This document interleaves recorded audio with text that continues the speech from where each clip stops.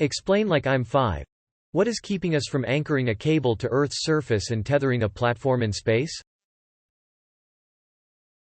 So, building a space elevator? We don't have any material that 1. Has the necessary strength to support its own weight over such a distance and 2. Can be manufactured in industrial quantity.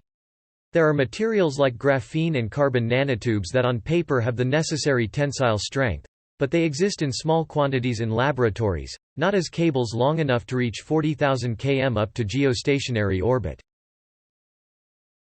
We don't have any material that we could make a cable out of that's strong enough not to snap from the stress, or under its own weight.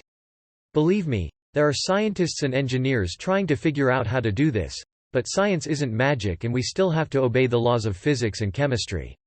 And they both say that a material strong enough and light enough to do this doesn't exist yet. Maybe someday, but not today. The concept you're describing is called a space elevator, and the good news is that it doesn't break any laws of physics, so all the challenges are engineering. That doesn't mean it's easy. It's not. The cable. It needs to be light and crazy strong. There have been some promising developments here, but we're still a long way away from anything practical. A counterweight. If we have a cable up to a space station, the cable actually needs to go further and end up tethered to a big counterweight. So we would probably need to capture a small asteroid or something heavy and human-made.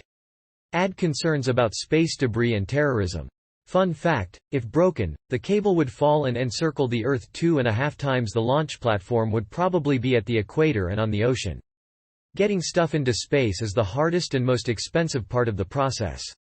A space elevator would be a huge achievement in allowing us to get materials up there at a fraction of the cost. So, bottom line, this is doable, but we're still a good way away from it moving from science fiction to reality.